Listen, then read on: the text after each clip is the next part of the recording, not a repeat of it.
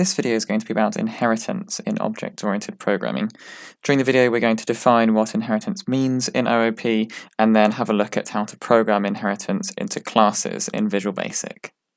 Now, if we think about what inheritance means in English, it can sometimes talk about money that you might get from a relative after they die, or in biology, it might talk about characteristics that you might get from your parents through genes. Now, in OOP, the definition is much more like the biological one, except that we're talking about the state or properties and behavior or methods that are passed down from one class to the next. Now, in object-oriented programming, inheritance relationships are used to create hierarchies or taxonomies based on specialization. Now, what this means for a relationship between two objects, so for example, if we've got a shape and different types of shapes, is that one of these classes is a more special extension of the other. So in this example, a 2D shape is a more special version of a general shape, and the same goes for 3D shape.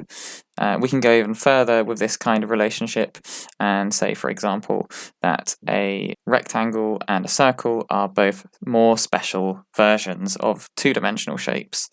Similarly, that a square is a more special version of a rectangle, and a sphere is a more special version of a three-dimensional shape. When we look at one of these inheritance relationships, there are two classes involved. The one on the top is the parent class, or the base class. This is the class that's being inherited from.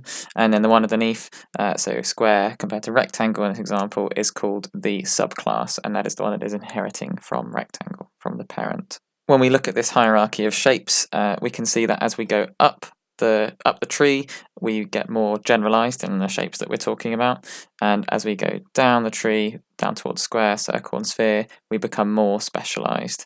We're talking about more specific objects. Let's look more closely at one of those inheritance relationships from that diagram. Take a look at the rectangle. It's got a width and a height, both integers, and in this example there is a constructor for setting up those variables and another function for calculating the area of that rectangle.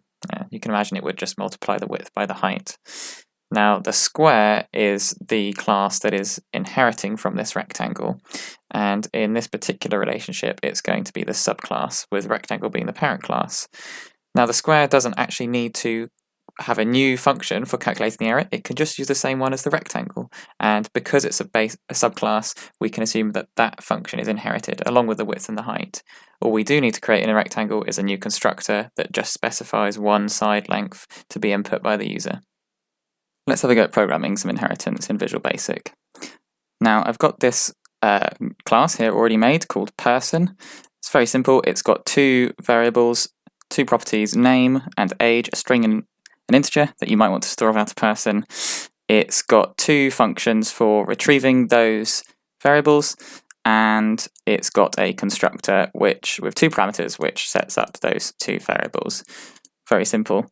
And if I wanted to, I could make some instances of this class. Perhaps you'd like to pause the video here and have a go at making an instance of the person class yourself. So here we go. I've made an example object from person, given it some data, and I have called that getName function. And when I run this code, it will print out the name of the object. Okay, this is not new stuff. What we want to do is have a look at some inheritance. And to do that, we need to make a new class. What I would like to do with this simple example is create two new classes for student and teacher, which should both inherit the name and age properties from the person class. So I'm going to make a new class first, called student. The important keyword here in the class definition is the word inherits, and it comes on a new line just after that first line at the top. So public class student inherits person. Now, the first thing you'll notice is that Visual Studio gives you an error already. And the thing it's complaining about is that we haven't got a suitable constructor for this new student class. It can't inherit person without having a specific constructor that will also call the constructor of person. So let's have a go at making a public sub new. Now, I'm also going to be wanting to have in my student class information to store about a test score. Let's make that a double. really important line that we need to write in the beginning of this constructor in the subclass is a call to mybase.new. What this will do is it will run the constructor of the parent class, and that's a really important step in object-oriented programming using inheritance, because it's going to do all that setting up that this constructor does behind the scenes of the memory of the object, as well as set up the state of our person object that will sit within a new student object. And in addition to that, because we're adding this new test score variable, I will need to set that one up manually. Test score.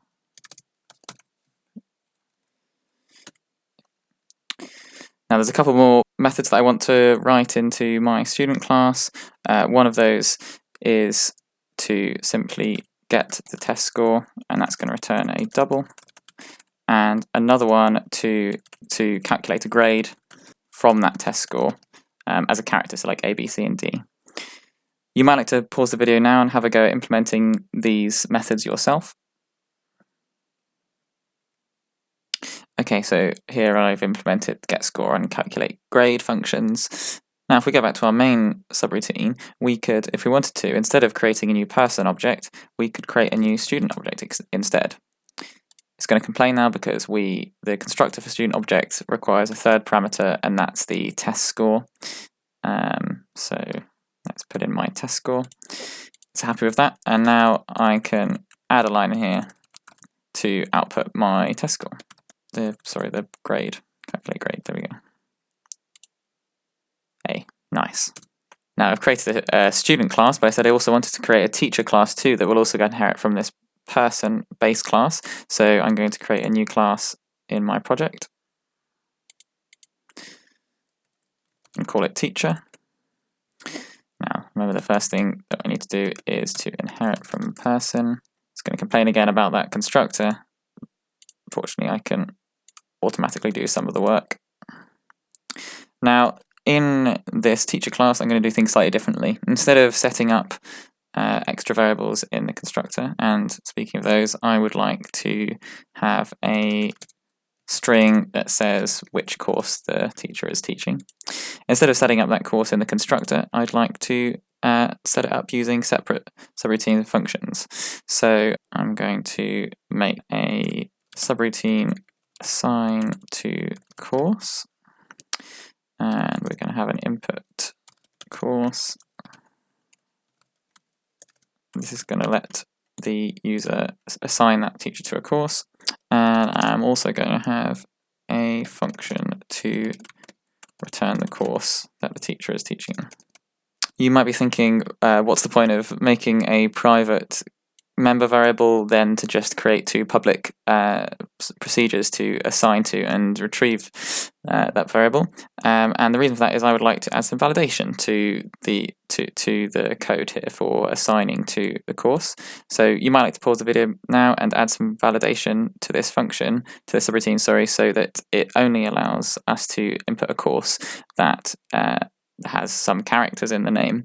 Maybe you'd like to use exceptions to implement that. There we go. I put some simple validation in there with an exception that I can leave the other program to catch later on. So now I've got a teacher class as well. Back in my main subroutine, if I want to, I could create two separate classes.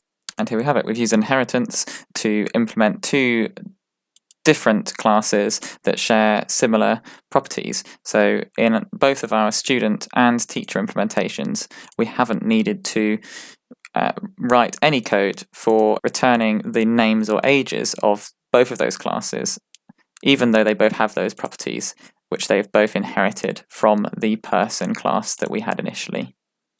As a little extra, you might like this bit of code that creates a list of people, and even though my student and myself are both student and teacher objects, In the code, they still also count as person objects because remember they are just more specialized extensions of person. And this lets us do some cool things like create lists of objects that all inherit from a common base class and do things like this. So, for example, I can have my list of computer scientists, both students and teachers can fit in that, and for each of those I can write their name and age because the code knows that both student and teacher share both the getName and getAge methods. Thank you for watching this introductory video about inheritance in object-oriented programming. I hope you found it useful.